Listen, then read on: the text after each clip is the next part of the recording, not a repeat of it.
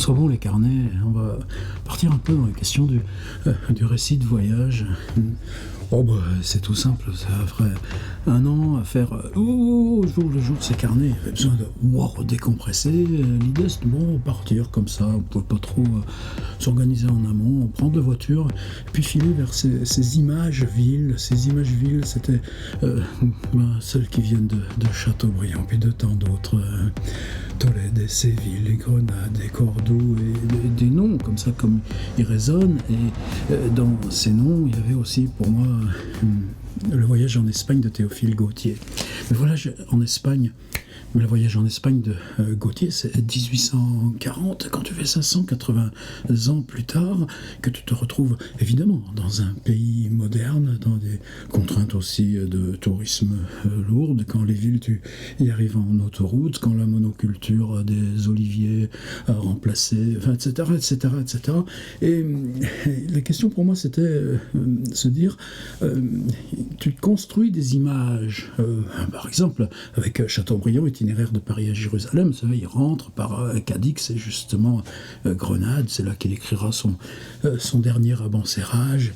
Et tu te fabriques des images, évidemment, elles sont abstraites. Quand tu découvres, quand tu pratiques avec tes pieds dans les couleurs, la couleur de Tolède, la couleur de l'Alhambra de Grenade ou les petites rues de Cordoue, comment tu te défies de chercher en toi l'image ou de retrouver l'image à partir de l'expérience présente ou de laisser l'expérience présente se constituer comme elle a été neuve ou découverte pour justement, par exemple, pour Théophile Gautier.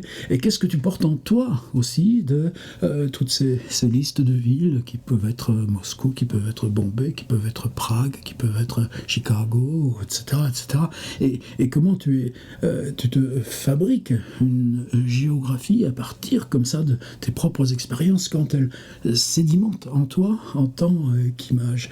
Alors évidemment, au retour, il y a eu cette dire, et si maintenant je relisais Gautier, et si je relisais, puisque lui fait les mêmes routes, et c'est-à-dire il y a aussi bien, en plus il fait pas l'autoroute avec 120 à l'heure limitation, mais il faut bien qu'il s'arrête dans les auberges de bord des routes, et puis il y a l'approche des villes qui se fait évidemment très différemment, et pourtant quand tu reprends le voyage en Espagne, comme je le fais depuis 3 jours, tu reconnais, tu lis différemment parce que tu lis les images qui te sont proposées, même à 140 ans de distance, avec la construction intérieure de ta propre expérience. C'est-à-dire que tu passes à tel endroit, tu vois cette tour carrée, justement par exemple à l'Alhambra de Grenade, et puis que le chemin il monte escarpé, et puis ces bruits d'eau qui pouvait y avoir, ou la lourdeur là, de ce palais circulaire, là, de ce palais avec... non, c'est un rond dans un carré inachevé de Charles Quint, et donc tu rentres dans le littéraire, l'image livre, à partir d'images qui sont les tiennes, mais qui sont occultées par ce qu'est devenu le présent. C'était un petit peu ça. Et en ouvrant le voyage en Espagne, alors il est en Garnier Flammarion, on en a une vieille édition jaunie dans le garage, il me faudrait aller tout chercher. Les stocks, évidemment, je pratique tout ça, c'est tellement plus simple, mieux. Le numérique, c'est facile à télécharger, tout ça, ça fait partie du domaine public. Le texte que j'ai, c'est les mêmes. Donc c'est le Charpentier 1845, mais c'est la version, un EPUB extrêmement correct du Project Gutenberg e-book. Donc c'est domaine public, accès évidemment. Et là, c'est une autre impression qui est venue, c'est-à-dire de Paris à Bordeaux. Et là, pour moi, c'était juste ça que je voulais ouvrir, et puis on va en lire 2-3 pages d'ouverture, tout simplement et tranquillement, mais c'est ça pour moi, c'est cette improvisation au quotidien, encore que hier j'ai loupé, puisque justement on était sur la route, etc., etc. Je préfère en sauter un que le faire dans de mauvaises conditions, et puis ensuite on va aller avec Tchekhov, là, dans les jours prochains, on va aller jusqu'à dans l'île de Sakhalin, vous voulez bien. Comment ça commence, un récit de voyage? D'où ça commence? Voyage en Espagne. Est-ce que ça commence quand tu traverses la Bidassoa, dans le Bayonne, là, chère Marie Connet, qui n'y habite plus d'ailleurs, et que tu traverses et que tu y es en Espagne? Ou bien est-ce que c'est justement quand le voyage commence, à partir du moment où tu fermes ta porte et que tu es parti? L'exemple moi, qui me revient là, c'est par exemple Henri Michaud. Henri Michaud, vous savez, c'est Équador. Alors Équador, c'est la période où il est secrétaire de Supervielle pendant plusieurs années. C'est lui qui fait sa correspondance, qui corrige les manuscrits, etc. etc.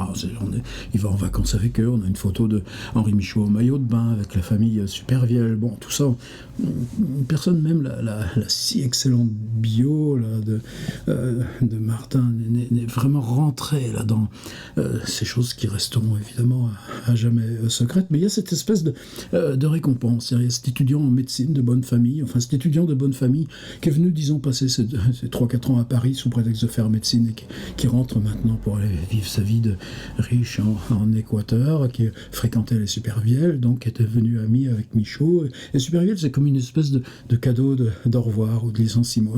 Vas-y, pars avec lui et puis vas-y en Équateur.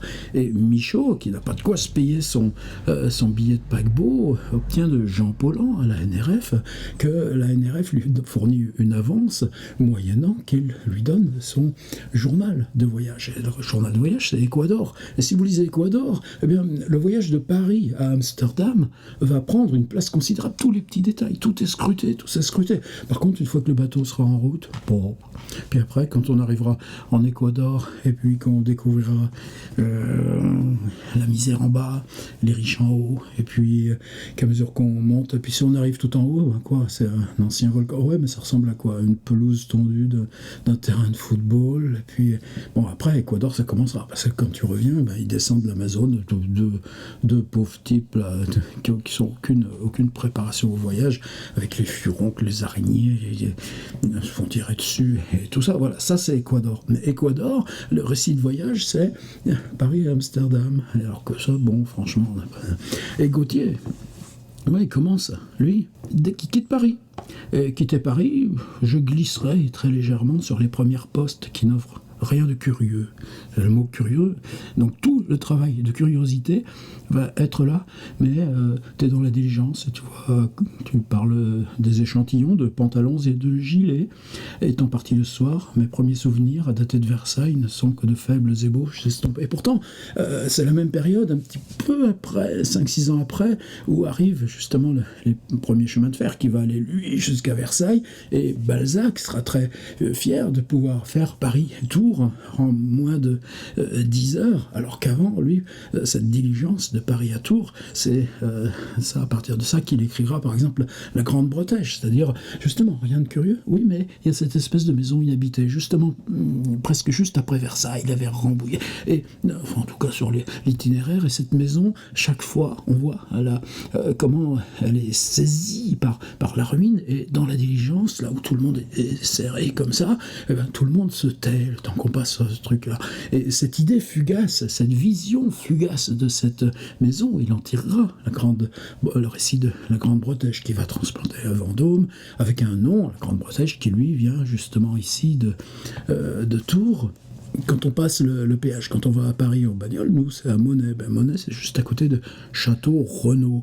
Et Gauthier, pour lui, c'est Château-Rognault, R-E-G-N-A-U-L-T, c'est-à-dire qui est un nom pile, qui est celui du notaire dans la Grande Bretèche, si je me souviens bien.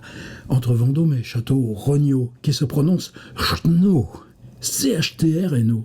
Et là, tout d'un coup, moi j'ai éclaté de rire, lisant Gauthier. C'est pas la seule fois d'ailleurs qu'on rigole quoi, dans son truc. Mais Ch'no, on dirait un truc de Branau, on dirait les prononciations slovaques. C-H-T-R-N-O. Mais ici, dans notre brave Touraine, qui dirait Ch'no pour Château-Renaud? Château-Renaud, c'est une petite ville qui souffre, hein, qui ne sait pas se définir par rapport à l'écart, par rapport à la métropole, par rapport à la grande route, par rapport à cette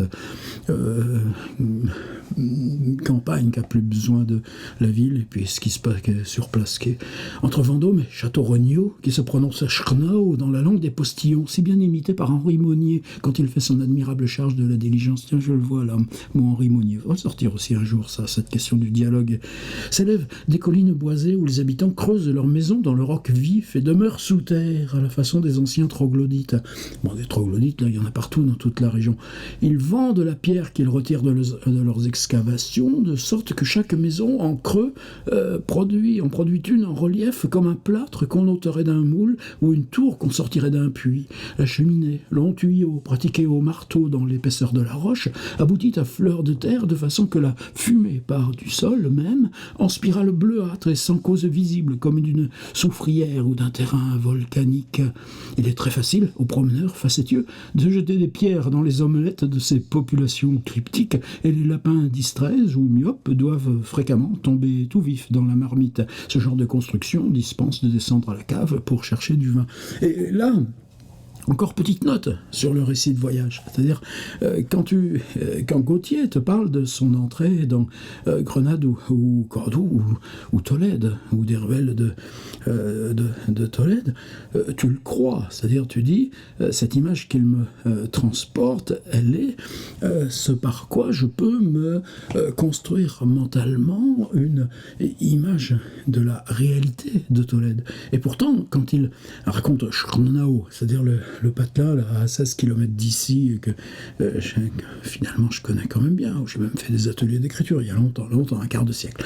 Mais tu vois bien que ces questions de troglodytes, c'est pas ça la réalité. C'est-à-dire, là, quand il te raconte ta réalité à toi, ah non, donc est-ce que tu peux prendre tout cuit, ce qu'il te dit de la réalité en Espagne? Et là, tout d'un coup, le récit de voyage devient un enjeu de langue. Château-Regnault est une petite ville à pente tournante, c'est rapide. Et par contre, là, ces images, c'est-à-dire comment tu symbolises abstraitement la ville pour qu'elle devienne élément langage.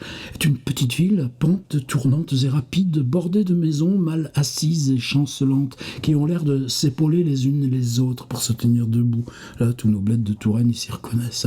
Une grosse tour ronde posée sur quelques talus d'anciennes fortifications drapées çà et là de vertes nappes de lierre relève un peu sa physionomie. De Château-Regnault à Tours, il n'y a rien de remarquable. De la terre au milieu des arbres de chaque côté. De la terre au milieu des arbres de chaque côté. En général, on met plutôt les arbres sur la terre que l'inverse. De ces longues bandes jaunes qui s'allongent à perte de vue et qu'on appelle rubans de queue, en style de roulier, voilà tout. Puis la route s'enfonce tout à coup entre deux glacis assez escarpés. Et là, tout d'un coup, tu t'aperçois que, mine de rien, récit de voyage, c'est écriture en mouvement. C'est-à-dire, l'écriture reconstitue elle-même son mouvement parce que, s'accrochant au mouvement qu'elle décrit. Et les deux glacis assez escarpés, c'est l'avenue de la Tranchée, là, au bout de ma rue, alors qu'on n'a jamais réussi à réurbaniser. C'est une espèce de truc maintenant, une avenue grise traversée par les tramways. La route s'enfonce tout à coup entre deux glacis assez escarpés. Au bout de quelques minutes, on découvre la ville de Tours que c'est Pruneau, Rabelais et Monsieur de Balzac ont rendu célèbre. Merci pour les Tourangeaux, mais bon, moi c'est vrai que Balzac et Rabelais, c'est un petit peu pour ça que je suis là aussi. Le pont de Tours est très vanté et n'a rien de fort extraordinaire en lui-même, mais l'aspect de la ville est charmant. Quand j'y arrivais, le ciel où traînaient nonchalamment quelques flocons de nuages. Et ça, par contre, c'est cet art de l'image, tu comprends? C'est-à-dire là, note sur le récit de voyage numéro je sais pas combien, qu'est-ce que tu lis? Tu lis la langue ou tu lis la réalité? Je crois qu'à ce moment-là, non, tu lis la langue, et tu lis seulement la langue. Le ciel où traînaient nonchalamment quelques flocons de nuages avait une teinte bleue d'une douceur extrême. Une ligne blanche, pareille à la raie tracée sur un verre par l'angle d'un diamant, coupait la surface limpide de la Loire. Ce feston était formé par une petite cascatelle provenant d'un de ces bancs de sable si fréquents dans le lit de cette rivière. Saint-Gatien, c'est le nom de la vieille cathédrale, profilait dans la limpidité de l'air sa silhouette brune et ses flèches gothiques ornées de boules et de renflements comme les clochers du Kremlin. Et là, tout d'un coup, tu te marres. C'est-à-dire que toi, ce chemin que tu fais tous les jours quand tu vas à la gare, quand tu vas faire tes courses, quand il faut aller récupérer un truc en ville, ce qui n'est pas souvent, mais bon, ce que tu aperçois en permanence, ah bon? Toi qui te plains d'être depuis 25 ans en Indre-et-Loire, au même carrefour là, avec ton ordinateur, tu ne savais même pas que tu habitais à Moscou. Eh ben si, ton paysage est celui-là de Moscou. Saint-Gatien profilait dans la limpidité de l'air, sa silhouette brune et ses flèches gothiques ornées de boules et de renflements comme les clochers du Kremlin, ce qui donnait à la découpure de la ville une apparence moscovite tout à fait pittoresque. Qui d'autre, ici, là, dans les 200 000 habitants qui nous entourent, aurait comparé Tours à Moscou? Quelques tours et quelques clochers appartenant à des églises dont je ne sais pas les noms achevaient le tableau. Des bateaux à voile blanche glissaient avec un mouvement de cygnes endormis sur le miroir azuré du fleuve. Ça, c'est bien fini. J'aurais bien voulu visiter la maison de Tristan l'Hermite, le formidable compère de Louis XI, qui est resté dans un état de conservation merveilleuse, avec ses ornements terriblement significatifs, composés de lacs de cordes et autres instruments de tortures entremêlées, mais je n'en ai point eu le temps, et il a fallu me contenter de suivre la grande rue qui doit faire l'orgueil des Tourangeaux et qui a des prétentions à la rue de Rivoli. Châtellerault, qui jouit d'une grande réputation sous le rapport de la coutellerie, n'a rien de particulier qu'un pont avec des tours anciennes à chaque bout qui font un effet féodal et romantique, le plus charmant du monde. Et tu vois, tour Châtellerault, hop là, ça y est, t'es passé. Quant à sa manufacture d'armes, c'est une grande masse blanche avec une multitude de fenêtres. Fabrique de l'image immobile à travers le mouvement d'avancer la route, qui lui ne s'arrête pas. Et puis cette phrase qui m'a aussi fait un petit peu sourire, avec c'est une seule phrase, avec 1, 2, 3, 4 virgules, de Poitiers, je n'en puis rien dire, l'ayant traversé par une pluie battante et une nuit plus noire qu'un four, sinon que son pavé est parfaitement exécrable. Et si vous voulez bien, on va aller, d'abord parce qu'on va traverser Civray et Ruffec, c'est-à-dire tout le coin de mon adolescence, mais il n'en parle pas, contrairement à Saint-Simon, marquis de Ruffec, qui fera le même voyage et qui nous décrira, lui aussi, son voyage quand il part pendant la Régence pour son ambassade de Madrid. Et lui, il s'y arrête à Ruffec, c'est la première fois de sa vie qu'il vient visiter Ruffec, ville dont il est le suzerain et dont il a donné le nom à son fils.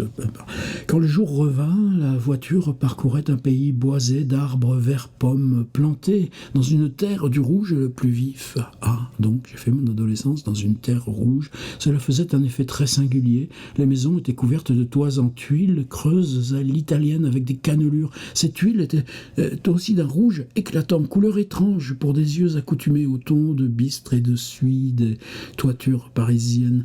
Par une bizarrerie dont le motif m'échappe, les constructeurs du pays, ça c'est marrant, commencent les maisons par les toits. Les murs et les fondations viennent ensuite. On pose la charpente sur 4 forts madriers et les couvreurs font leur besogne avant les maçons.